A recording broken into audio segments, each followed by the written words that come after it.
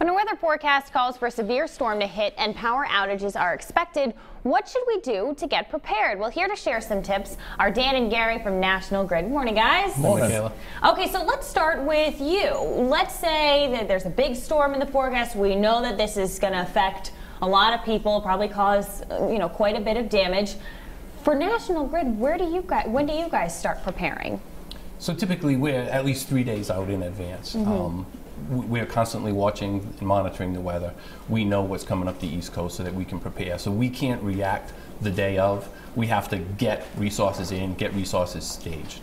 And what type of resources are you talking about? What are some of those steps in preparation? So, like Gary said, we monitor the forecast all the time. We have our own internal resources right here in Rhode Island. National Grid also has resources in Massachusetts as well as upper state New York.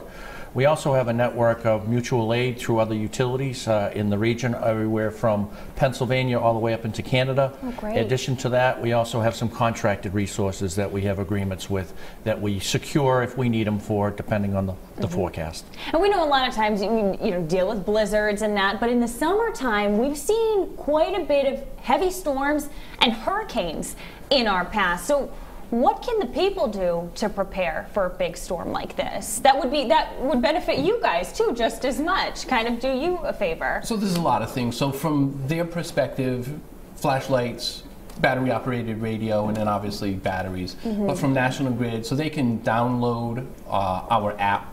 They can monitor us on Facebook and Twitter so they can get the most up-to-date news. They can certainly have the phone numbers handy that might impact them, call out a gas outage or call out an electric outage. So that helps them, and it certainly helps us help them.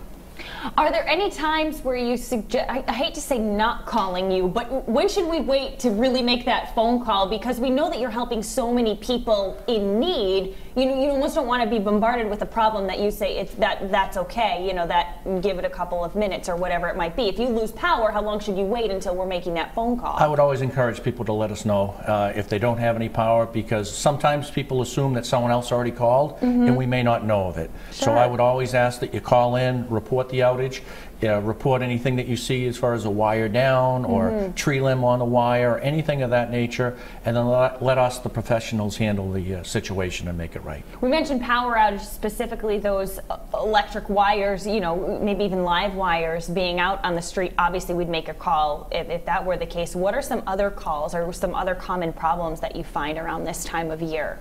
So we treat the wires down first and foremost because they're an extreme life hazard. But after that, we're looking at trees that are taking some of our infrastructure down. To that regard, we have an exceptional tree trimming and removal program. We go through the entire system every 4 years, which is thousands of miles of network of wires for us. Flooding can also be an issue for us. Certainly. Electricity and water don't mix well. No, definitely not. We're seeing some great footage of your vehicle, which is parked outside. What happens inside there? So we use that for staging areas. We've used it a couple times here in Rhode Island for staging. So when we bring in a lot of external resources, it can become a hub for us to work out of. We've also used it on the gas side of the business. We recently had an incident in Allen's Ave here in Providence, where we utilized the vehicle. We can also use it as community outreach as well. So there's many ways in which we can use that vehicle. And I feel like now we're a little more prepared to stock up on those flashlights, battery operated radios, and everything else. Guys, thank you so much. Thank you. Give them a call if you need some help this summer.